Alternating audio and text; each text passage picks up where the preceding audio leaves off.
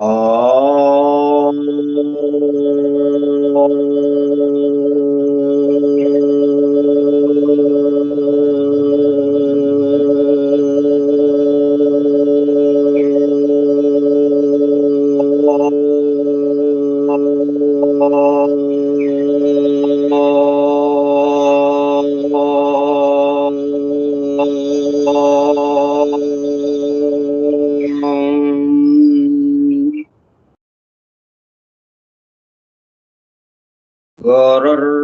गुरुर्ब्रह्मा गुरुर्विष्णुः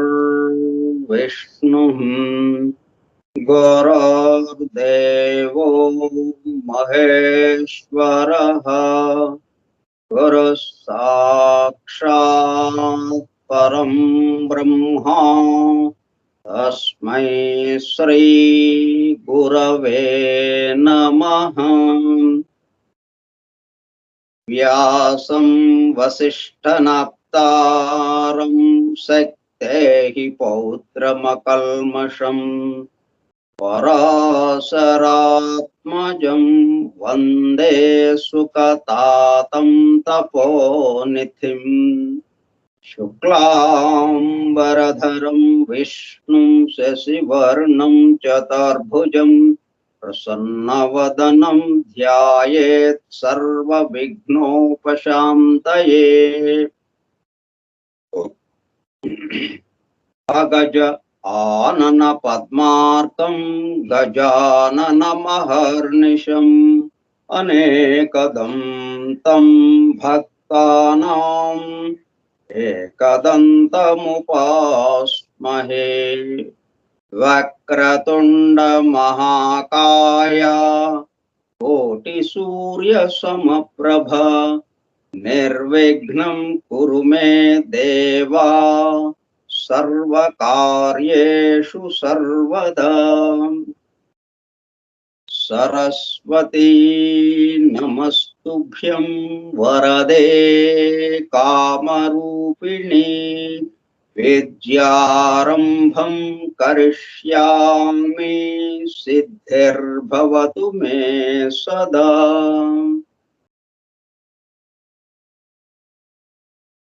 ॐ भूर्भुवः स्वः ॐ तत्सवितुर्वरेण्यं भर्गो देवस्य धीमहि धियो यो नः प्रचोदयात्।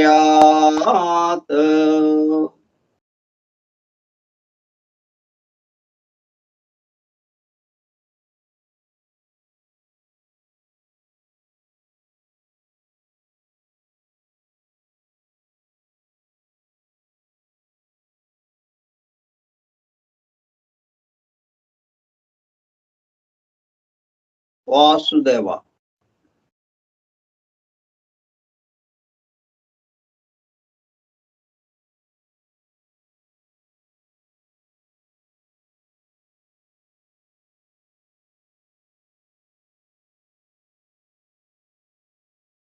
శ్రీపాద శ్రీవల్లభ చరితామృతం గ్రంథ పఠనము కార్యక్రమం 29వ రోజు 27/7/2021 మంగళవారం సాయంత్రం 4:30 గంటలు.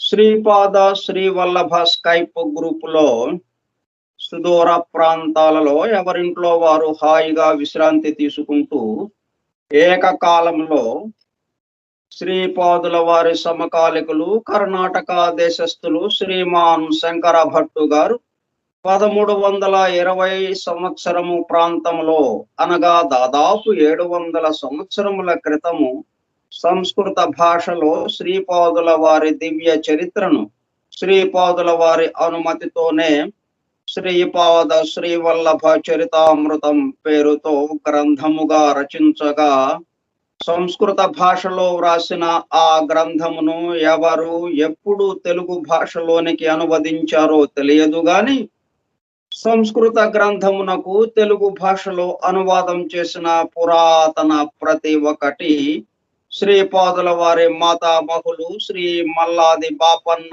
అవధానులు గారి 33వ తరం వారైన భీమవరం నివాసి శ్రీ మల్లాది గోవింద దీక్షితులు వారి వద్ద లభించగా వారు ముట్టుకుంటే చిరిగిపోయేలా ఉండే ఆ పురాతన ప్రతిని జాగ్రత్తగా కాపీ చేసి తెలుగు పురాతన ప్రతిని చరితామృతంలో చెప్పబడిన విధంగానే విజయవాడలో కృష్ణా నదిలో నిమజ్జనం చేసి కాపీ చేసిన ఆ క్రొత్త ప్రతిని పిఠాపురంలో ఉన్న శ్రీపాద శ్రీవల్లభ మహాసంస్థానం వారికి చరితామృతంలో చెప్పబడిన విధంగానే శ్రీపాదుల వారి సంస్థానంలో దానిని శ్రీపాద సన్నిధిలో 2001 సంవత్సరం విజయదశమి నుండి ఆశ్వయుజ బహుళ ఏకాదశి వరకు మొట్టమొదటిసారిగా పారాయణం చేసి సంస్థానం వారికి భక్తి ప్రపత్తులతో సమర్పించగా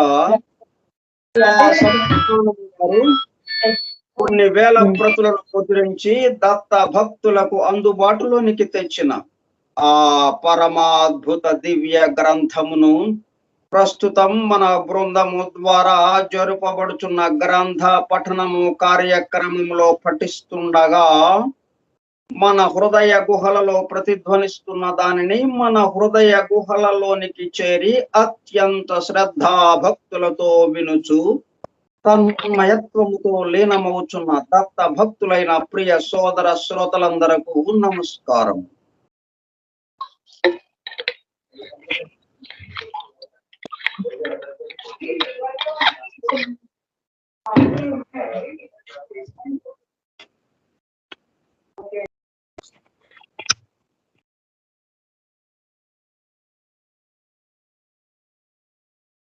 శ్రీపాదుల వారి సన్నిధి నుండి శ్రీ స్వామి వారి అనుగ్రహ ప్రసాద పారాయణ గ్రంథం శ్రీపాద శ్రీవల్లభ చరితామృతం. శ్రీపాద శ్రీవల్లభ మహాసంస్థానం, వేణుగోపాల స్వామి గుడి వీధి, పిఠాపురం. ఓం సర్వ జగద్రక్షాయ గురుదత్తాత్రేయ శ్రీపాద పరబ్రహ్మణే నమః.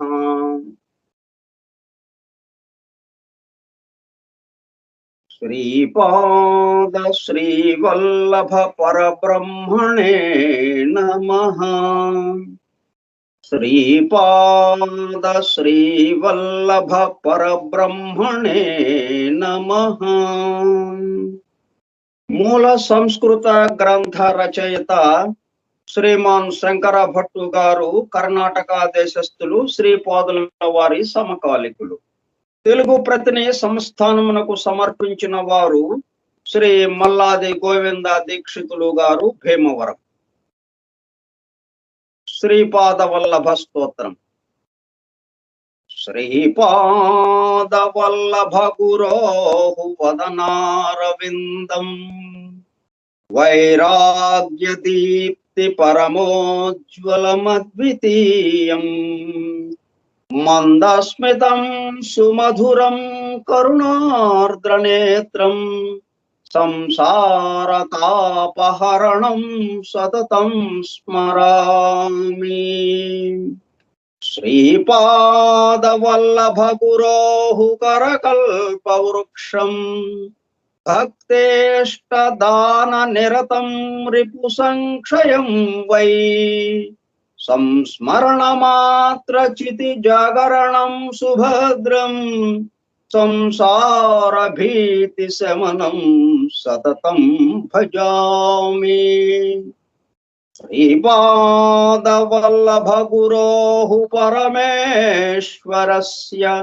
యోగీశ్వరస్య శివశక్తి సమన్వితస్య శ్రీపర్వతస్య శిఖరం ఖలు సన్నివిష్టం త్రైలోక్య పావన పదాబ్జమహం నమామి. త్రైలోక్య పావన పదాబ్జం అహం నమామి. त्रैलोक्य पावन पदाब्जं अहं नमामि, अहं नमामि। दिगंबरा दिगंबरा श्रीपाद वल्लभ दिगंबरा, दिगंबरा दिगंबरा श्रीपाद वल्लभ दिगंबरा, दिगंबरा दिगंबरा श्रीपाद वल्लभ दिगंबरा, दिगंबरा दिगंबरा श्रीपाद वल्लभ दिगंबरा, दिगंबरा दिगंबरा श्रीपाद वल्लभ दिगंबरा, दिगंबरा दिगंबरा श्रीपाद वल्लभ दिगंबरा, श्रीपाद वल्लभ दिगंबरा।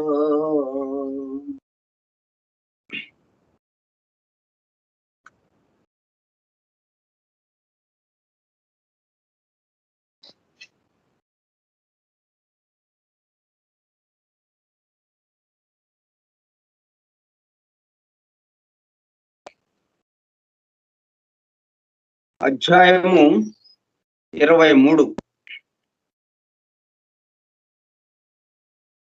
శివ పూజ రహస్య వివరణము. శివయోగి భక్తి మహిమ, వారికి శ్రీపాదుల వారి ఉపదేశములు.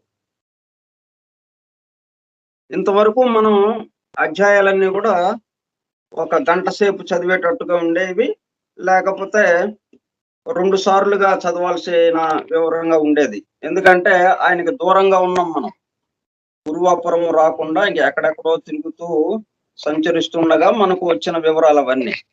ఇప్పుడు ఆయన దగ్గరికి వచ్చాం, గురువాపురంలోనే ఉన్నాం. దాంతో ఆయన సాన్నిధ్యంలో ఆయన చూస్తూ అలా గడిపేస్తున్నాం. ఇక ఉపదేశాలు అవన్నీ చాలా వరకు తగ్గినాయి. ఆయన సాన్నిధ్యమే మనకి పెద్ద ఉపదేశంగా అయిపోయింది అనమాట. అందువల్ల చిన్న చిన్న అధ్యాయాలు వస్తాయి. ఇప్పుడు ఇక 2 అధ్యాయాలు కలిపి ఒకే రోజున, 3 అధ్యాయాలు కలిపి ఒకే రోజున అట్లాగా వస్తుంటాయి అన్నమాట.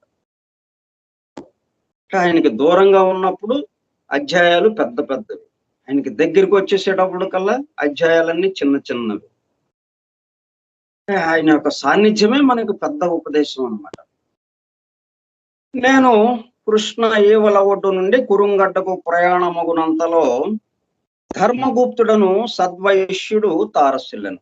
అంటే రోజు ఇదో కార్యక్రమం ఉంది కదా, పగలంతా అక్కడ ఉండటం, సాయంత్రానికి అతను తెప్ప వేసుకుని మళ్ళా యువతల ఒడ్డుకి రావటం, మళ్ళీ ఉదయాన్నే బయలుదేరి ఆయన దగ్గరికి చేరటం. ఈ విధంగా జరుగుతూ ఉన్నది. నేను కృష్ణ ఏవల ఒడ్డు నుండి కురుంగడ్డకు ప్రయాణమగునంతలో ధర్మగుప్తుడను సద్వైశ్యుడు తారసిల్లను. అతను కూడా శ్రీపాదుల వారి దర్శనార్థము కురుంగడ్డకు వచ్చుచుండెను. ప్రసంగ వశమున వారు పీఠికాపుర వాస్తవ్యులైన శ్రీ పైండ్ల వెంకటప్పయ్య శ్రేష్ఠి గారికి బంధువులని తెలిసినది. నాకు కలిగిన ఆశ్చర్యమునకు అంతులేదు. నాకు తారసిల్లెడి శ్రీపాద శ్రీ వల్లభుల వారి భక్తులందరూ శ్రీపాదుల వారి దివ్య చరితమును, లీలలను, మహిమలను, వారు చేయు అద్భుత సంఘటనలను తెలియజేయుటలో ఒక్కొక్క ప్రత్యేకమైన వింత విశేషత సంతరించుకుని ఉన్నవి. శ్రీవారి దివ్య చరిత్రలో ఒక్కొక్క సంవత్సరము జరిగిన వాటిలో కొద్ది సంఘటనలు మాత్రమే తెలియజెప్పబడేవి. అవి ఒకదానికొకటి ఎంత మాత్రము సంబంధం లేని వింత వింతలు. ఇదివరకెన్నడూను నేను విని ఉండని చిత్ర విచిత్ర సంగతులు. నాకు ఇప్పటి వరకు శ్రీపాదుల వారి 10 సంవత్సరముల వరకు జరిగిన లీలా విశేషములు ఒక క్రమ పద్ధతిలో వారి భక్తుల ద్వారా బోధింపబడినవి. నేను నా మనసును ఇట్లా ఆలోచించుతుంటేనే, ధర్మగుప్తుల వారు శ్రీవారి 11వ సంవత్సరంలో జరిగిన సంఘటనలను ఏవైనా నాకు తెలియజేతురేమోనని అనుకుంటుని. శ్రీపాదుల వారు క్షణ క్షణ లీలా విహారి. అంతలోనే శ్రీ ధర్మగుప్తులు నాతో ఇట్లు చెప్పనారంభించింది. అయ్యా శంకర భట్టు, నేను శివభక్తుడను. శ్రీపాదుల వారి 11వ సంవత్సరంలో శివయోగి ఒకడు పీఠికాపురమునకు వచ్చెను. అతడు చాలా యోగ్యుడు, కరతల భిక్ష చేయువాడు. తన యొద్ద ఏ రకమైన సంచిని గాని, కంచమును గాని, మరే పాత్రను గాని ఉంచుకునేవాడు కాదు. అతడు చూపరులకు పిచ్చివాని వలె నుండెను. అతడు తొలుత శ్రీ కుక్కుటేశ్వరాలయమునకు వచ్చెను. అతని పిచ్చి బాలకమును ధూళి ధూసరిత విగ్రహమును చూచి అర్చక స్వాములు ఆలయములోనికి రానియరైరి. అతడు దేహస్పృహయే లేని అవధూత. అతడు మాటి మాటికి శివ పంచాక్షరి జపించుచుండెను. ఆ సమయమున నేను మాకు బావగారి వరుసైన పైన వెంకటప్పయ్య సృష్టి గారింటికి గుర్రము మీద వచ్చుచుంటిని. మార్గ మధ్యమున శ్రీ కుక్కుటేశ్వరాలయమును దర్శించుట నాకు అలవాటు. నేను వైశ్య ప్రముఖుడనైన కారణమున అర్చక స్వాములు నా పేరిట ఘనమైన పూజను నిర్వహించారు. వారికి మంచి సంభావనలిచ్చుట నా అలవాటు. నేను 5 వరహాలను అర్చక స్వాములకి ఇయ్యదలంచితిని. ఆ 5 వరహాలను అర్చక స్వాములు పంచుకుందురు. వారి ఆర్థిక పరమైన కష్టములను, వ్యతలను, బాధలను నాతో చెప్పుకుందురు. సనాతన ధర్మమును రక్షించుటకు మీ వంటి సద్వైశ్యుల అండదండలు అత్యంత ఆవశ్యకమనిరి. ఇంతలో బయటనున్న శివయోగి విసురుగా లోనికి వచ్చెను. వానితో పాటు 2 త్రాచుపాములు కూడా లోనికి ప్రవేశించినవి. అర్చక స్వాములకు ముచ్చెమటలు పట్టినవి. ఆ శివయోగి, అర్చక స్వాములారా, మీకు భయమేమియును వలదు. మనము ఆరాధించు కుక్కుటేశ్వరునకు ఇవి ఆభరణములు. తండ్రిని బిడ్డలు కౌగలించుకున్నట్లు ఈ 4 బాములు మన తండ్రి అయిన కుక్కుటేశ్వరుని కౌగలించుకున్నటకు ఆతృత పడుచున్నవి. అవి మనకు సోదరులతో సమానమైనవి. మనము మన సోదరులను చూచి భయపడుట, పారిపోవుట లేదా చంపబూనుట మహాపాపము. అర్చక స్వాములు చేయు విశేష పూజ వలన అవి ఇక్కడకు ఆకర్షింపబడినవి. నాగాభరణుడైన కుక్కుటేశ్వరుని మనము మరింత శ్రద్ధగా ఆరాధించదముగాక. నమ్మక చమకములను సుస్వరముతో రాగయుక్తముగా ఆలపించుడు అని. అర్చక స్వాములకు ఏమి చేయుటకునో పాలు పోలేదు. అర్చక స్వాములకు కొంత వందిమాగధ జనముండెడివారు. అచ్చటికి వచ్చు భక్త జనులలో ఎవరైనా ధనవంతులై ఉండి విశేషముగా సంభావనలనిచ్చువారైనచో వారిని సంతోషపెట్టు పెక్కు వచనములను పలికెడివారు. ఈ అర్చక స్వాములలో పీఠికాపురంలోనున్న సూర్యచంద్ర శాస్త్రి అనునతుడు మంచి పండితుడేగాక నిష్ఠగల అనుష్ఠానపరుడు. అతనికి శ్రీపాదుల వారి యందు భక్తి ప్రేమలు మెండు. అతడు శ్రీపాదుల వారిని స్మరించి నమక చమకములను సుస్వరముతో రాగయుక్తముగా ఆలపించుచుండెను.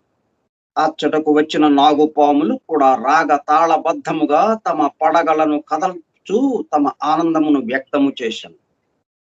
సూర్యచంద్ర శాస్త్రి శివయోగిని బాపనారుల ఇంటికి తీసుకుని వచ్చాను. శివయోగికి సంతృప్తికరమైన భోజనము సంగబడెను. అనంతరము శివయోగికి శ్రీపాదుల వారి దర్శనము కూడా అయ్యను. శ్రీపాదుల వారు వానికి శివ శక్తి స్వరూపులుగా దర్శనమిచ్చిరి. ఆ శివయోగి 3 రోజుల పాటు సమాధి స్థితి నందుండెను.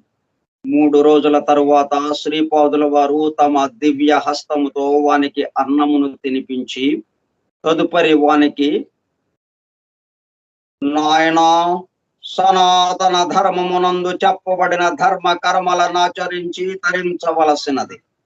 పురాణములందలి విషయములు కల్పనలు గాని అసత్యములు గాని కానే కావు. వాటిలోని సామాన్య అర్థము వేరు, నిగూఢమైన రహస్యార్థము వేరు. అనుష్ఠానము చేసేటి సాధకులకు మాత్రమే దానిలోని అంతరార్థములు, నిగూఢ రహస్యములు అంతఃకరణములో స్ఫురించును. ఋతుకారకులకు సూర్య చంద్రులలో సూర్యుడు పరమాత్మకు ప్రతీక కాగా చంద్రుడు మనస్సుకు ప్రతీక. చిత్ సూర్య తేజస్సు మనోరూపమైన చంద్రుడును కూడిననే గాని సృష్టి కార్యము నెరవేరదు.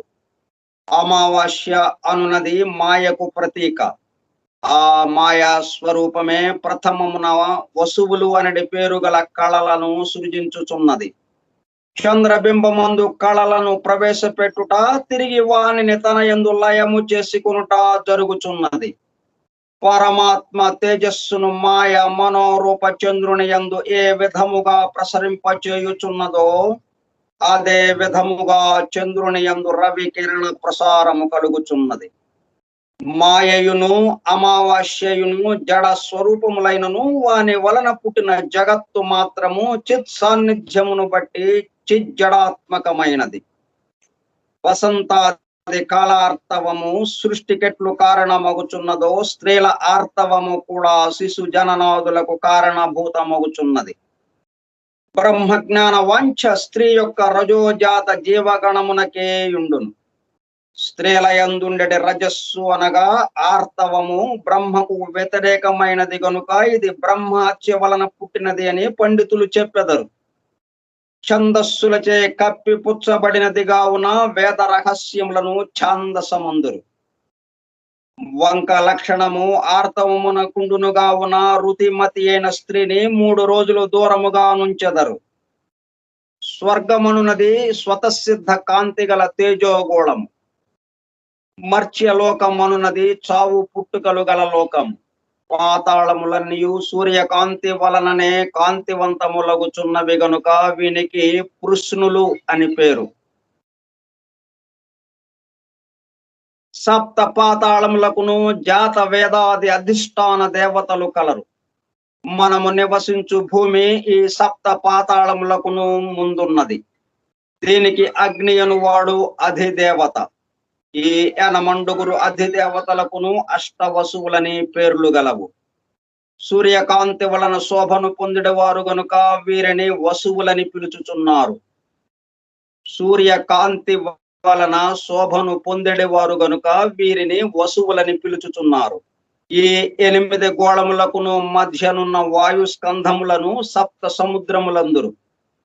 వాయువులకు సముద్రము అనడి సంజ్ఞ కలదని యాచ్య మహర్షి సెలవిచ్చను.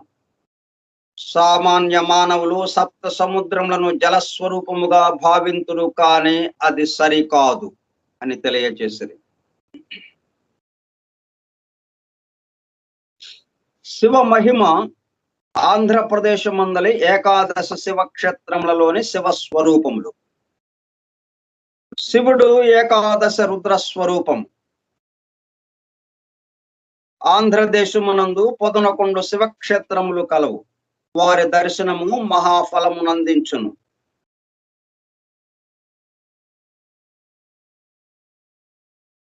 అవి 1 బృహత్ శిలానగరమునందలి నగరేశ్వరుడు, 2 శ్రీశైలమునందలి మల్లికార్జునుడు, రామమునందలి భీమేశ్వరుడు, 4 క్షీరారామమునందలి రామలింగేశ్వరుడు, 5 అమరావతి నందలి అమరలింగేశ్వరుడు, 6 కోటిఫలి క్షేత్రమునందలి కోటిఫలీశ్వరుడు, 7 పీఠికాపురమునందలి కుక్కుటేశ్వరుడు, 8 మహానంది అందలి మహానందీశ్వరుడు, 9 కాళేశ్వరమునందలి కాళేశ్వరుడు, 10 శ్రీకాళహస్తి నందలి కాళహస్తీశ్వరుడు, మరియు 11 త్రిపురాంతకమునందలి త్రిపురాంతకేశ్వరుడు.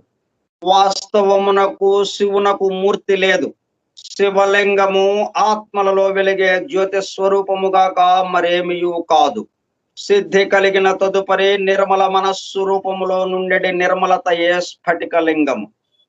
మన శిరస్సులో ఉండే మెదడులో మనలో జ్ఞానం కలుగుటకు సహకరించు రుద్రుడే కపాలి అనబడును. మెదడు నుండి నరమల రూపములో మెడ క్రింది వరకు వ్యాపించియుండు నాడులను రుద్ర జడలందురు. శివుని హఠయోగి రూపములో లకులీసుడు అందురు. శివుడు భిక్షాటనము చేసి జీవుల పాప కర్మలను హరించును. ఈ సృష్టి యందు రాగ తాళబద్ధమైన సృష్టి స్థితి లయములనడి మహాస్పందనలకు అనుగుణంగా ఆనంద తాండవమును చేయును గనుక శివుని నటరాజు అని అందురు. శివుడు పరమానందకారకమైన మోక్ష సిద్ధిని కూడా ఇయ్యగలడు. చిత్ అనగా మనస్సు, అంబరమనగా ఆకాశము లేక బట్ట. ఆకాశ రూపములలో ఉండువాడే చిదంబరుడు. నీవు చూచెడి ఈ విశాల విశ్వంలోని రోదసి స్వరూపము రుద్ర స్వరూపమే. ద్వాదశ జ్యోతిర్లింగములు రాశి చక్రంలోని 12 రాసులకు ప్రతీకలు కనుక శివుడు కాలస్వరూపుడు. అష్టదిక్కులు ఆ అష్టమూర్తి యొక్క చిదాకాశ స్వరూపమే. పంచభూతములు అతని పంచముఖములు. పంచ జ్ఞానేంద్రియములు పంచ కర్మేంద్రియములు మనస్సు కలిసి ఏకాదశ రుద్ర కళలగుచున్నవి. వీరినే ఏకాదశ రుద్రులు అందరు. ఉమా మహేశ్వర రూపము నిత్య ప్రసన్న రూపము. త్రిగుణములను భస్మం చేసిన రూపమే త్రిపురాంతక రూపము. జ్ఞాన నేత్రమే 3వ కన్ను. సమాధి స్థితిలో ప్రసన్నమైన ధ్యానములో నుండగా నిరంతరాయముగా ప్రవహించు పవిత్రతయే శివ జటా జోటములోని ఆ పరమ పావని గంగా మాత. జ్ఞాన నేత్రమే 3వ కన్ను. సమాధి స్థితిలో ప్రసన్నమైన ధ్యానములో నుండగా నిరంతరాయముగా ప్రవహించు పవిత్రతయే శివ జటా జూటములోని ఆ పరమ పావని గంగామాత. ఆది మిథునమైన శివ పార్వతుల స్వరూపమే మిథున రాశి. ఆర్ద్ర నక్షత్రం ఆకాశంలో వెలుగుతున్నప్పుడే శివుడు దర్శనమిస్తాడు. మిథున రాశిని సమీపించుటకు ముందు వృషభ రాశిని దాటి వెళ్ళవలను గదా. ఆ వృషభమే నందీశ్వరుడు. అది ధర్మ స్వరూపము. భూమధ్యమున వెలిగే జ్యోతియే లలాట చంద్రకళ. యోగ స్థితి వలన ఏర్పడే కామ జయము వలన స్త్రీ పురుష భేదము నాశనమై ఏకత్వ స్థితిని పొందుచున్న స్వరూపమే అర్ధనారీశ్వర రూపము. సహస్రారంలో లింగోద్భవ కాలంలో కర్పూర కళిక భగవత్ జ్యోతిగా వెలుగుతూ ఉంటుంది. లింగం అనగా స్థూల శరీరంలో లోపల దాగి ఉండే లింగ శరీరం. ఇది జ్యోతి రూపంలో వెలుగుతూ ఉంటుందని వేదము చెప్పుచున్నది. శివ పూజా రహస్యములు అనుష్ఠానము చేతను గురు కటాక్షము చేతను మాత్రమే తెలుసుకున్న వీలు కలుగును. భౌతిక రూపమైన పీఠికాపురం ఎట్లుండునో జ్యోతిర్మయ స్వరూపమైన స్వర్ణ పీఠికాపురం అనున్నది ఒకటున్నది. అది నా చైతన్యముచే నిర్మితమైనది. దానిని నన్ను నిరంతరము స్మరించే భక్తులు జ్ఞానులు అనుభవముతో తెలుసుకొనగలరు. వారు ఎంతెంత దూరములలో ఉన్నను స్వర్ణ పీఠికాపుర వాస్తవ్యులే అగుదురు. వారికి నేను సర్వదా సులభుడను. భౌతిక పీఠికాపురములోని కుక్కుటేశ్వరాలయమునందు నీవు చూచిన అర్చక స్వాములు ప్రమథ గణముల అంశచే జన్మించిన వారు. భూత ప్రేత పిశాచాది మహాగణములు ఎన్నియో ఉండును. యోగాభ్యాసము చేయు కొలదిని శ్రీపాద శ్రీవల్లభుని ఆరాధించు కొలదిని ఆయా భూత ప్రేతములు అలజడి సృష్టించుచునేయుండును. ఈ అడ్డంకులను దాటి నన్ను చేరువారు ధన్యులు. నా పేరిట మహా సంస్థానము మా మాతా మహగృహమున ఏర్పడి తీరునని అనేక పర్యాయములు చెప్పితిని. నా సంకల్పము అమోఘము. చీమల బారుల వలె లక్షోపలక్షల భక్తగణములు యోగి గణములు నా సంస్థానమును దర్శించగలరు. ఎవరు ఎప్పుడు ఎంతమంది ఏ విధానముగా రావలయునో నేనే నిర్ణయించెదను. పీఠికాపుర వాస్తవ్యులనంత మాత్రమున శ్రీపాద శ్రీవల్లభుని సంస్థానమునకు వచ్చి దర్శనము పొందగలరనుకొనుట సర్వకల్ల. నా అనుగ్రహము యోగ్యులపై అమృత వృష్టి కురిపించును. అయోగ్యులకు అది ఎండమావి వలె నుండును. శ్రీపాద శ్రీవల్లభులకు జయము జయము. ఈ అధ్యాయం అయిపోయింది. అధ్యాయము 24. అర్ధనారీశ్వర తత్వ వివరణ.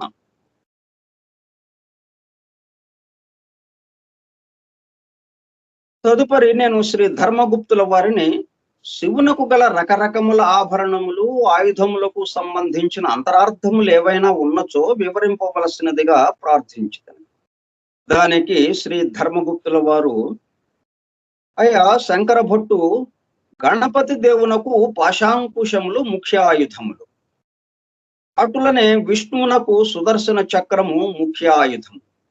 ఇదే విధముగా శంకరుల వారికి త్రిశూలము ముఖ్య ఆయుధము. త్రిశూలమునకు పైన 3 కొనలుండును గదా, అవి అగ్ని జ్వాలల రూపములో ఉండును.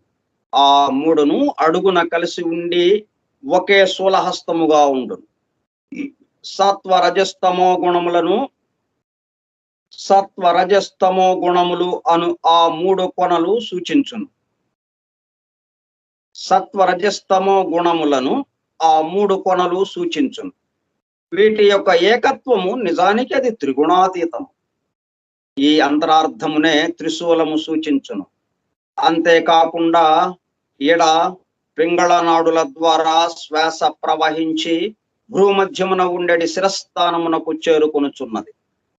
ఈడ పింగళ సుషుమ్న అనబడు ఈ 3 నాడుల బ్రహ్మజ్ఞాన కేంద్రం ఏదైతే ఉన్నదో దానినే త్రివేణి సంగమమందురు. త్రిశూలములోని అంతరార్థం ఇదియే. రెండవది నాగాభరణమనున్నది కలదు. కుండలిని శక్తి విజృంభించున్నప్పుడు అష్టసిద్ధులు కలుగును. సర్పాకారముగా నుండి కుండలిని సూచించుటచే శ్రీ శంకర భగవానుని నాగాభరణుడు అని అందు. శివునకు ఈశ్వరుడు అని కూడా పేరు. ఈ మహాసిద్ధులన్నీ సర్పముల వలె ప్రమాదకరమైనవి.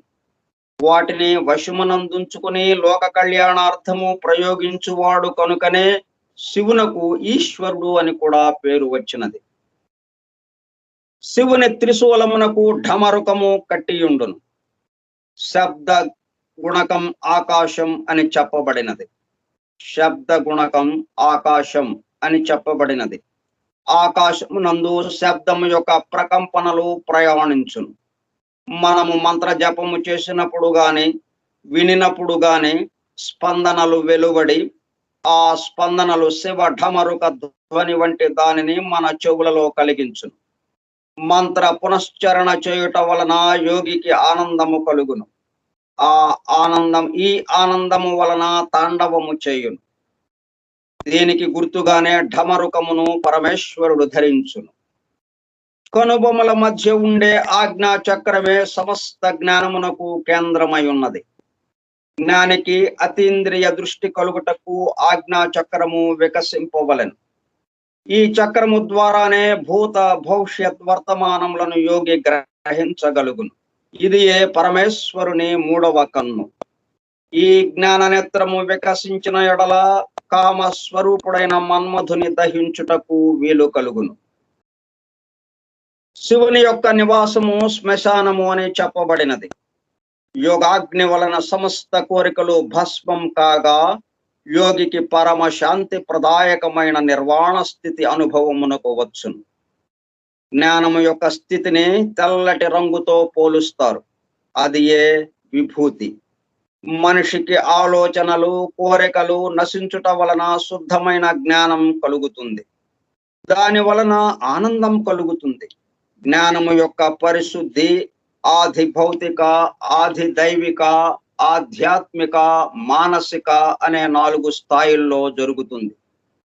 దీనిని సూచించుటకే శివభక్తులు 4 విభూతి రేఖలను ధరిస్తారు. బంక వంటి దివ్య ఔషధం శిలాజిత్ అనునది కలదు. దానిని తినిన వారు నిత్య యవనులై ఉందురు. పూర్వకాలంలో శిలాదుడు అనే మహర్షి రాళ్లు ఆహారంగా తీసుకుని జీవించేవాడు. అతడే నందీశ్వరుడుగా అవతరించాడు. శ్రీకృష్ణుడు రోహిణి నక్షత్రంలో వృషభ రాశిలో జన్మించినాడు. ఆర్ద్ర నక్షత్రం రుద్రస్థానం. ఉమా మహేశ్వరుల అర్ధనారీశ్వర తత్వాన్ని తెలుపునది మిథున రాశి. ఈ రాశికి ముందుగా ఆకాశంలో వృషభ రాశి కనిపిస్తుంది. ఆ వృషభమే నందీశ్వరుడు. నంది ధర్మ స్వరూపమును సూచించును. నిమ్న ప్రకృతికి చెందిన కామరూపుడైన మన్మధుని శివుడు దగ్ధం చేసినాడు. అప్పుడు మన్మధుడు నిరాకారుడై ఉన్నత ప్రకృతికి చెందిన దివ్య దాంపత్య ధర్మమునకు చెందిన కామరూపుడైనాడు. కనుకనే కృష్ణుడు ఉపమన్యు ఋషి వద్ద శిష్యరికమును చేసి ఎంతో నిష్ఠతో శివోపాసన చేసి శివుని అనుగ్రహము వలన రుక్మిణీదేవి యందు ప్రద్యుమ్నుడు అనే కుమారుని కన్నాడు. ఈ ప్రద్యుమ్నుడే పూర్వజన్మమున నిమ్న ప్రకృతికి చెందిన మన్మధుడని పిలువబడిన వాడు. ఈ వృషభమనునది మన్మథ స్థానము, కామస్థానము కూడా. ధర్మబద్ధమైన కోరికలు ఏవైనా సరే ఉన్నత ప్రకృతికి చెందినవి.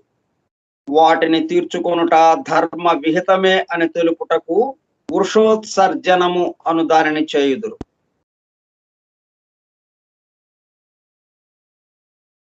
భయంకరమైన తాంత్రిక సిద్ధులు, శక్తులు పులి వంటి ప్రమాదకారులు. వాటిని వశమునందుంచుకున్నవాడు శివుడు. వ్యాఘ్రము శక్తికి వాహనం. శక్తిని పూర్తిగా భార్య వలె తన అధీనమందుంచుకున్నాడనుటకు సూచనగా పరమేశ్వరుడు వ్యాఘ్ర చర్మాంబరధరుడైనాడు.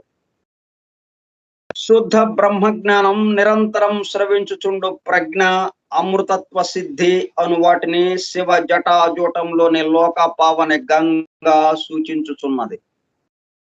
ఇటువంటి నిత్య ప్రసన్నత్వం వలన కలిగడి మహాప్రశాంత ఆనంద ఆహ్లాదమయ స్థితిని చంద్రవంక సూచించుతున్నది.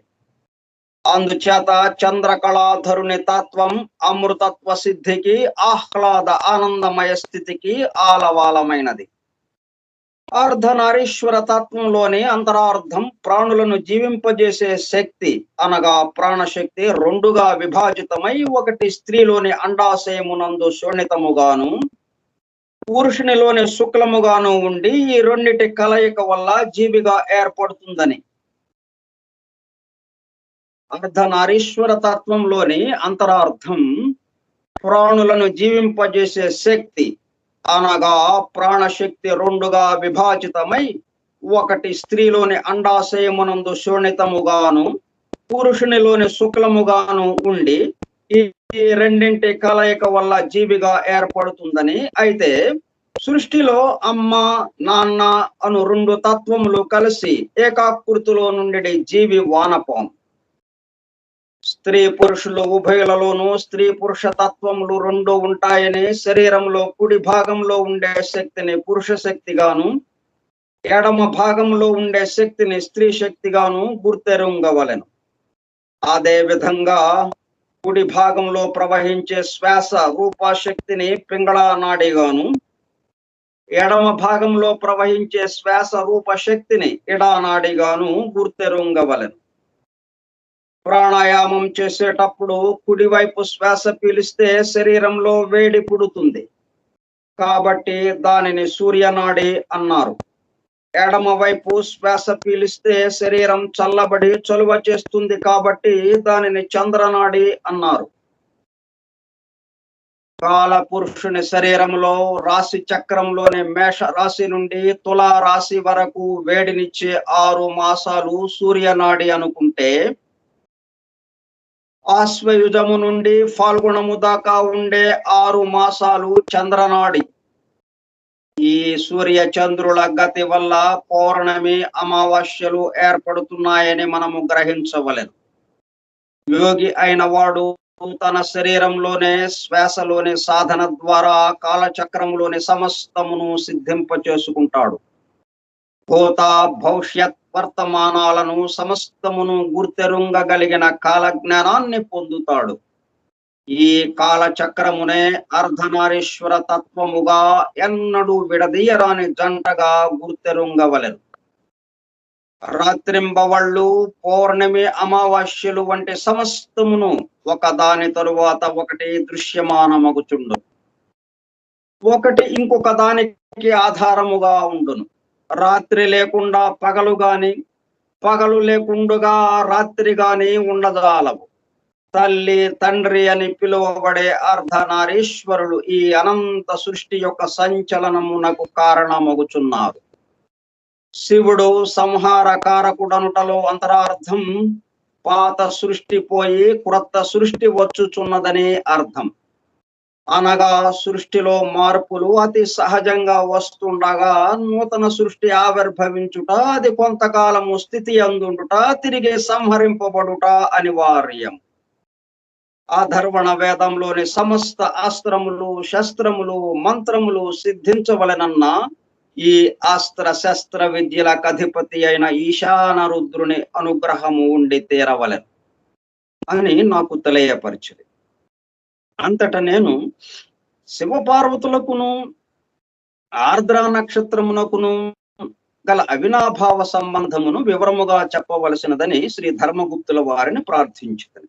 దానికి వారు, రుద్రుడు ధనుస్సును ధరించి పరుగెత్తే జింకను వేటాడి మృగ వ్యాధి రుద్రుడుగా దర్శనమిస్తాడు.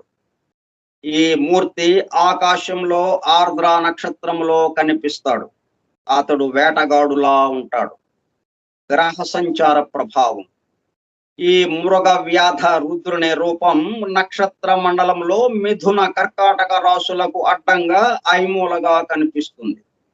ఈ నక్షత్ర మండలానికి దగ్గరగా క్రూర గ్రహములైన శని, కుజ, రాహువులు సంచారం చేసినప్పుడు విశ్వవ్యాప్తమైన యుద్ధములు, ప్రళయములు జరుగును. దేవదానవ యుద్ధాలు, మహాభారత యుద్ధము వంటివి అటువంటి గ్రహగతుల వలననే జరిగాయి. కాల సంహార మూర్తిని అనగా ధనస్సు ధరించిన ఉగ్రమూర్తి అయిన రుద్రుని మన్యుదేవతా రూపంగా వేదాలు వర్ణించాయి. ఆ రుద్రమూర్తి ఆయుధం త్రిశూలం కాదు, ధనస్సు మాత్రమే అతని ఆయుధం. మాఘమాసంలో అమావాస్య ముందు వచ్చే చతుర్దశిని మహాశివరాత్రి అందురు. ప్రతి నెలలోనూ అమావాస్య ముందు వచ్చే చతుర్దశిని మాస శివరాత్రి అందురు. మాఘ మాసంలో అమావాస్య ముందు వచ్చే చతుర్దశిని మహాశివరాత్రి అందురు. ప్రతి నెలలోనూ అమావాస్య ముందు వచ్చే చతుర్దశిని మాస శివరాత్రి అందురు. శని ప్రదోష సమయమున ఈశ్వరారాధన ఫలితముగా శనిగ్రహ దోష నివారణ. మహాశివరాత్రి మంగళవారం వచ్చినచో అది మహాప్రశస్తం. శనివారం నాడు త్రయోదశి వచ్చిన ఎడల దానిని శని త్రయోదశి అందురు. కర్మకారకుడైన శని వలన కలిగే రకరకాల క్లేశములను తొలగించుకున్నటకు శని త్రయోదశి నాడు శివార్చనము చేసి శనికి ప్రీతికరముగా నువ్వుల దానము చేయవలెను. శనికి శివుడు అధిదేవత గనుక నువ్వుల నుండి తీసిన నూనెతో పరమేశ్వరుని అర్చించిన ఎడల శని బాధ నివృత్తి కలుగును. శనివారము నాడు ప్రదోష సమయమున శివారాధనము చేసిన ఎడల శనికి అధిదేవత శివుడు కావున సమస్తములైన కర్మదోషములు తొలగి సుఖశాంతులను పొందగలరు. శని కర్మకారకుడు, శివుడు సంహారకారకుడు.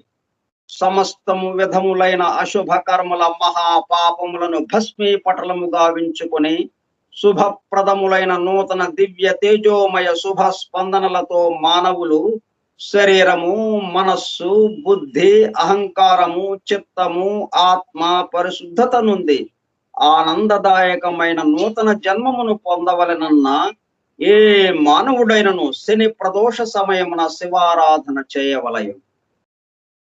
ఈ విధముగా చేయగా శని శాంతించును. శనివారము రాత్రి కాలమున ఆ జీవుని యొక్క సమస్త విధములైన కర్మ దోషములను అధిష్టాన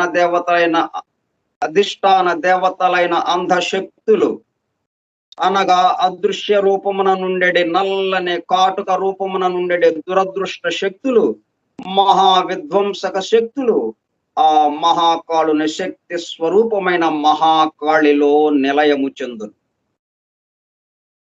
ఆ మరునాడు అనగా ఆదివారము నాడు సూర్యోదయ ప్రాంతమున సవితృ మండల మధ్యవర్తిని అయిన ఆ మహాశక్తి అనుగ్రహ విశేషమున సాధకునకు నూతన జీవితము ప్రారంభమగును. అశుభప్రదములైన పాప కర్మముల మూటలు పరమేశ్వరుని యోగాగ్నిలో దగ్ధము చేయబడు. పంచభూతాత్మక శివస్వరూపము. శివుడు పంచభూతాత్మకుడు. మన శరీరములోనే మూలాధారమునందు పృథ్వీ తత్వముండును. దీనికి ప్రతీకగా సాధకుల చేత పార్థివలింగము పూజింపబడుచున్నది. స్వాధిష్టాన చక్రమునందు జలతత్వముండును. దీనికి ప్రతీక అయినది జలలింగము. మణిపూరక చక్రము అగ్నితత్వమునకు సంబంధించినది. దీనికి ప్రతీక అయినది జ్వాలాలింగము. దీనినే హిరణ్య స్తంభమని కూడా అందురు. కంఠస్థానమునందు అనగా విశుద్ధి యందు వాయుతత్వముండును. దీనికి ప్రతీక అయినది వాయులింగం. ఆకాశ స్థానమైన హృదయమునందుండు దానిని చిదంబర లింగము అని అందురు. ఆకాశలింగమని పిలువబడే ఈ చిదంబర లింగమునకు అసలు ఆకారమే ఉండదు. ఈ పంచభూతాత్మక శివలింగముల ఆరాధనము, దర్శనము, అర్చనము విశేష ఫలప్రదం. చిదంబర క్షేత్రములో తెర వెనుక దాచి ఉంచబడిన చిదంబర రహస్యం అనగా తెర ఎత్తితే లోపల ఏమీ ఉండదు. శుద్ధాకాశమే శివుని ఆత్మలింగం. హృదయమే చిత్ స్థానం గనుక ఆత్మకు నివాసమైనది ఆకాశ స్థానమని తెలుసుకోవలెను. అసలు ఆకాశమునకు ఆకారమే ఉండదు గదా. ఏకాగ్ర దృష్టిలో మనస్సును కేంద్రీకరించి నిజ తత్వమును ధ్యానించు యోగులకు హృదయాకాశం తెరుచుకుని తన హృదయ కోశములోనే సమస్త సృష్టి, యావత్ బ్రహ్మాండము, నక్షత్రములు, తారకలు మొదలైనవన్నీ దర్శనమిచ్చును. ఏకాగ్ర దృష్టిలో మనస్సును కేంద్రీకరించి నిజ తత్వమును ధ్యానించు యోగులకు హృదయాకాశం తెరుచుకొని తన హృదయ కోశములోనే సమస్త సృష్టి, యావత్ బ్రహ్మాండము, నక్షత్రములు, తారకలు మొదలైనవన్నీ దర్శనమిచ్చును. రుణమనగా పాపము, రుణము లేనిది అరుణము. పరమేశ్వరుడు దహరాకాశుడు. అతడు అరుణాచలేశ్వరుని రూపములోను, అరుణాచలము కొండ రూపములలోను, ఒక మహాసిద్ధుని రూపములోను అరుణాచలము నందున్నాడు. అతని దర్శనము సమస్త పాప క్షయకరం. ఆ అరుణాచలేశ్వరుడే నేడు మానవాకృతిలో పీఠికాపురమున శ్రీపాద శ్రీవల్లభ రూపములో అవతరించి మనలను తరింపచేయు ఉద్దేశ్యముతో ప్రస్తుతము కురుంగడ్డలో దివ్య తేజో విరాజితుడై ఉన్నాడు. కురుంగడ్డ అరుణాచల పర్వతమునకు సమానమైనది. అర్ధనారీశ్వర రూపమునందున్న అరుణాచలేశ్వరుడే శ్రీపాద శ్రీవల్లభుడు. అరుణాచలమునందున్న మహాసిద్ధుడు కూడా ఈ యతీశ్వర వేషధారియే. అరుణాచలమునందున్న కొండ సాక్షాత్తు శివస్వరూపమైనట్లే ఈ కురుంగడ్డ సాక్షాత్తు శ్రీ వల్లభుల వారి రూపమే. అరుణాచల శివలింగమునందు శివశక్తులున్నట్లు శ్రీపాద శ్రీవల్లభ రూపమునందును శివశక్తులు కలిగి ఉన్నవి. అరుణాచలమునందలి మహాసిద్ధుని రూపమునందున్న పరమేశ్వరుని దర్శనము అత్యంత దుర్లభము. అయితే శ్రీపాద శ్రీవల్లభ రూపమున ఉన్న ఈ మహాసిద్ధ రూపము సాధకులకు అత్యంత సులభప్రదమై ఉన్నది అని నాకు తెలియపరచది. అప్పుడు నేను, ఎవరు, శంకర భట్టు, ఆయన పక్కనే మనం ఉన్నాం, మనం ఇదంతా వింటున్నాం. అప్పుడు నేను, అయ్యా, ఇంతకు ముందు శ్రీపాద శ్రీవల్లభులు శ్రీ పద్మావతీ దేవి సమేత శ్రీ వెంకటేశ్వర స్వామి వారి సంయుక్త స్వరూపమని నేను విని ఉంటిని. మీరేమో వారిని శివశక్తి స్వరూపం అంటేది. శని ప్రదోష సమయమున శివారాధనము చేసిన మహాపుణ్యమని చెప్పుచుంటేది. నాకంతయును గందరగోళముగా ఉన్నది. దయవించి నాకు విశదపరచవలసినది అని శ్రీ ధర్మగుప్తుల వారిని కోరితిని. దానికి శ్రీ ధర్మగుప్తుల వారు నవ్వుచు, అయ్యా, శ్రీపాద శ్రీవల్లభుల వారి దివ్య తత్వము సప్తఋషులకే అవగతము కాదు. ఆయనను నా శక్తి కొలది మీకు వివరింప ప్రయత్నించదాం. శ్రీ వెంకటేశ్వర ప్రభువులు కృతయుగము నుండి ఉన్నారు. వారు దశరథునికి వరమిచ్చిన వారు. వారు శ్రీరామచంద్రునిగా జన్మించదనని చెప్పినటువంటి వారు కావున వారిని కౌసల్య తనయుడైన శ్రీరామునిగా కూడా అర్చించవచ్చును. కొంతకాలము పాటు శ్రీ వెంకటేశ్వర స్వామిని శక్తి స్వరూపం అనగా బాలా త్రిపుర సుందరిగా ఆరాధించింది. ఆ తరువాత కొన్నాళ్ళు వారిని శివ స్వరూపముగా ఆరాధించింది. కొంతమంది వారిని సుబ్రహ్మణ్యునిగా ఆరాధించింది. ఆ తరువాత భగవద్ రామానుజుల వలన శ్రీ వైష్ణవులచే మహావిష్ణువుగా ఆరాధించబడుచుండిరి. బౌద్ధుల చేత మహాశూన్యముగా భావింపబడినది కూడా ఈ స్వామియే. వారు సాక్షాత్తు దత్త ప్రభువే. ఎవరు ఏ రకముగా పిలిచినను వదులిచ్చి రక్షించి తాను దైవము మాత్రమేనని ఆయా సాధకులకు లీలలను చూపు మహా టక్కరి మాయా నాటక సూత్రధారి ఈ స్వామి. వారే ఈనాడు శ్రీపాద శ్రీవల్లభులుగా లోకమునందు వ్యవహరించుచున్నారు. వారు సాక్షాత్తు దత్త ప్రభువే. ఎవరు ఏ రకముగా పిలిచినను బదులిచ్చి రక్షించి తాను దైవము మాత్రమేనని ఆయా సాధకులకు లీలలను చూపు మహాటక్కరి మాయా నాటక సూత్రధారి ఈ స్వామి. వారే ఈనాడు శ్రీపాద శ్రీవల్లభులుగా లోకమునందు వ్యవహరించుచున్నారు. శ్రీపాదుల వారి వామ భాగమున శక్తి సంచారము, కుడి భాగమున శివ సంచారము కలదు. కావున వారు శివ శక్తి స్వరూపులు. వారి హృదయమునందు పద్మావతి అమ్మవారు కలరు. హృదయము దయకు స్థానము, అనాహత చక్రమునకు స్థానము. అక్కడ నుండి శక్తి ఊర్ధ్వ చక్రములకును అధో చక్రములకును చేరుచుండును.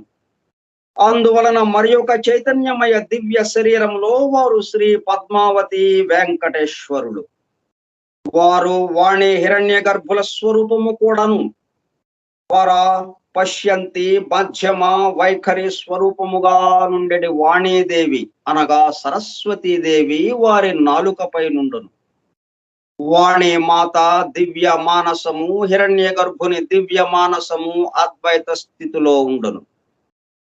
అసలు చిదంబర రహస్యమేమనగా వారు 3 రకములైన చైతన్య స్వరూపములను ఏకకాలమున ధరించెదరు. వారు 3 రకములైన చైతన్య స్వరూపములను ఏకకాలమున ధరించెదరు. ఒక శరీరమునకును వారి యొక్క మరి ఒక శరీరమునకును ఏ కొలతలోనూ కూడా కనీసము స్పర్శ కూడా ఉండదు. వారు వాణి హిరణ్య గర్భులనడి చైతన్య శరీరమును, శివ పార్వతులనడి చైతన్య శరీరమును, పద్మావతి వెంకటేశ్వరులనడి చైతన్య శరీరమును ఏకకాలమున ధరించుచు వీటికి అతీతమైన శ్రీపాద శ్రీవల్లభులనడి చైతన్య శరీరమునొకటి ధరించితిరి. ఇది వారి యోగమాయ, వారి వైష్ణవమాయ. ఇదియే వారి చిదంబర రహస్యము. వారిని ద్వైతులన్నను, విశిష్టాద్వైతులన్నను, అద్వైతులన్నను, వాటన్నింటికీ అతీతులన్నను చెల్లును. కారణమేమనగా వారి యోగమాయకు వైష్ణవమాయకు అంతు పొంతు లేదు. జగన్మోహిని అవతారము ధరించి దేవతలకు మాత్రమే అమృతమును పంచిన టక్కరికి మోహిని రూపమున పరమశివునే మోహింపజేసి అనగా మన్మధుని అవసరమే లేకుండా మోహింపచేసి ధర్మశాస్త్రను జన్మింపచేసి ఈ మోహిని రూపమును నేనే, ధర్మశాస్త్రను నేనే అని జ్ఞానమునిచ్చే దత్త ప్రభువునకు అసాధ్యమేముండును. ఈ మోహిని రూపమును నేనే, ధర్మశాస్త్రను నేనే అని జ్ఞానమునిచ్చే దత్త ప్రభువునకు అసాధ్యమేముండును. ఆత్మ మాయ చేత తన్ను తానే సృష్టించుకుందునని చెప్పను కదా. ఆత్మ మాయ చేత తన్ను తానే సృష్టించుకుందునని చెప్పాను కదా. మోహిని రూపమున ఉన్న తానే ధర్మశాస్త్రగా సృష్టించుకున్నాడు. ఆహా, ఎంత టక్కరి విధానము అని చెప్పి నన్ను ఆశ్చర్యపరచది. శ్రీపాద శ్రీవల్లభులకు జయము జయం. ఈ అధ్యాయము సంపూర్ణమైంది. మిగతా అధ్యాయములు 25, 26 రేపు చెప్పుకుందాం. మంగళ స్తోత్రం, సిద్ధ మంగళ స్తోత్రాన్ని గానం చేద్దాం.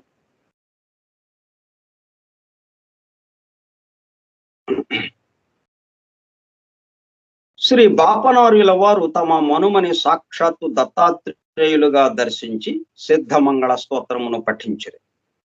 దత్త దర్శనము కలిగిన అనుభూతితో పలుకబడిన అక్షరములు మహాశక్తిమంతములు. ప్రతి అక్షరమునందును యుగ యుగాంతముల వరకు చైతన్యము విలసిల్లుచుండును. వాటిలో వ్యాకరణ దోషములా వెదుకరాదు. ఈ సిద్ధమంగళ స్తోత్రమును పఠించుటకు ఏ రకములైన విధి నిషేధములను లేవు. నేను ఈ స్తోత్రమును శ్రీ బాపనార్యుల నోటి నుండి విన్న భాగ్యవంతుడను. ఆ స్తోత్రము నా మదిలో మెదలుచున్నది, వినండి. రామానందుల వారు చెప్తుంటే శంకర భట్టు విన్నారు. వారితో పాటు మనందరం కూడా విన్నాము. అప్పుడు అది రోజు చెప్పుకుంటున్నాం మనం. సిద్ధమంగళ స్తోత్రం. శ్రీమదనంత శ్రీ విభూషిత అప్పల లక్ష్మీ నరసింహరాజా, శ్రీమదనంత శ్రీ విభూషిత అప్పల లక్ష్మీ నరసింహరాజా, జయ విజయీ భవ దిగ్విజయీ భవ, శ్రీమదఖండ శ్రీ విజయీ భవ. శ్రీ విద్యాధరి రాధ సురేఖా, శ్రీ విద్యాధరి రాధ సురేఖా, శ్రీ రాఖీధర శ్రీపాద, శ్రీ రాఖీధర శ్రీపాద, జయ విజయీ భవ దిగ్విజయీ భవ, శ్రీమదఖండ శ్రీ విజయీ భవ. మాతా సుమతి వాత్సల్యామృత, మాతా సుమతి వాత్సల్యామృత పరిపోషిత జయ శ్రీపాద, పరిపోషిత జయ శ్రీపాద, జయ విజయీ భవ దిగ్విజయీ భవ, శ్రీమదఖండ శ్రీ విజయీ భవ. సత్య ఋషీశ్వర దుహితానందన, సత్య ఋషీశ్వర దుహితానందన, పాపనార్యనుత శ్రీచరణ, పాపనార్యనుత శ్రీచరణ, జయ విజయీ భవ దిగ్విజయీ భవ, శ్రీమదఖండ శ్రీ విజయీ భవ.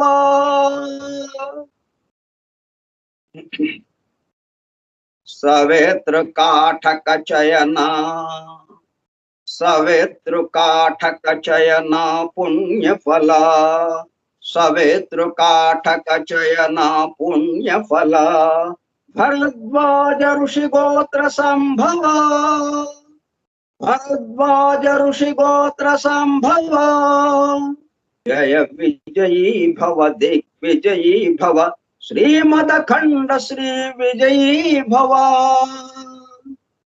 దో చౌపాతి దేవులక్ష్మీ, దో చౌపాతి దేవులక్ష్మీ, ఘన సంఖ్యా బోధిత శ్రీచరణ, ఘన సంఖ్యా బోధిత శ్రీచరణ, జయ విజయీ భవ దిగ్విజయీ భవ, శ్రీమదఖండ శ్రీ విజయీ భవ.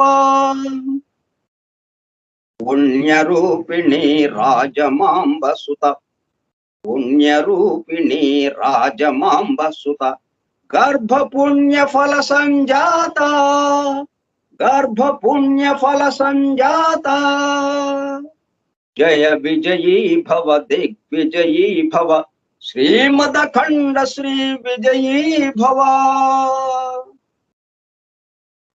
సుమతి నందన నరహరి నందన, సుమతి నందన నరహరి నందన, దత్తదేవ ప్రభు శ్రీపాద, దత్తదేవ ప్రభు శ్రీపాద, జయ విజయీ భవ దిగ్విజయీ భవ, శ్రీమదఖండ శ్రీ విజయీ భవ, శ్రీమదఖండ శ్రీ విజయీ భవ.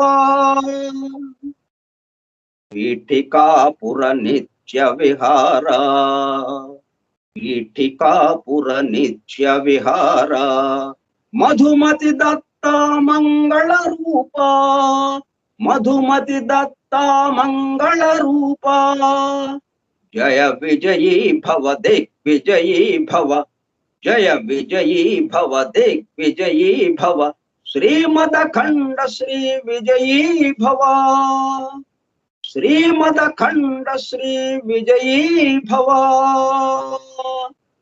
శ్రీమదఖండ శ్రీ విజయీ భవ.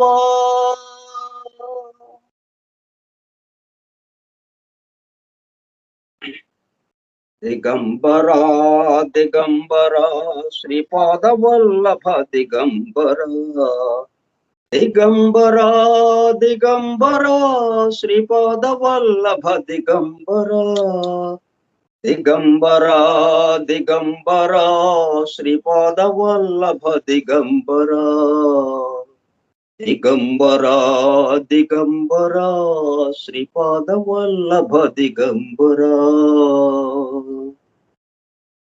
దిగంబరా దిగంబరా శ్రీపాద వల్లభ దిగంబరా. సృష్టి రహస్యాలు ఎన్నో మనకి తెలియజేయబడతా ఉన్నాయి, కానీ ఆ రహస్యాలతో మనకి పని లేదు. ఆ రహస్యాల్ని కలిగినటువంటి ఆ శ్రీవల్లభుణ్ణి పట్టుకుందాం, ఆయన చరణాలని శరణు వేడుదాం. ఆయన ఉంటే చాలు మనకి. శ్రీపాదరాజం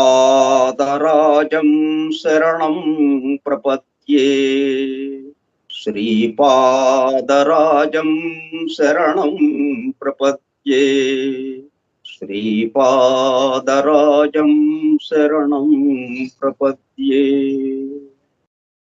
శ్రీపాదరాజం శరణం ప్రపద్యే శరణం ప్రపద్యే. స్వస్తి ప్రజాభ్యః పరిపాలయంతాం న్యాయేన మార్గేణ మహీం మహిషాః. గో బ్రాహ్మణేభ్యః శుభమస్తు నిత్యం. లోకాః సమస్తాః సుఖినో భవంతు. లోకాః సమస్తాః సుఖినో భవంతు. లోకాః సమస్తాః సుఖినో భవంతు. ఓం శాంతి శాంతి శాంతి.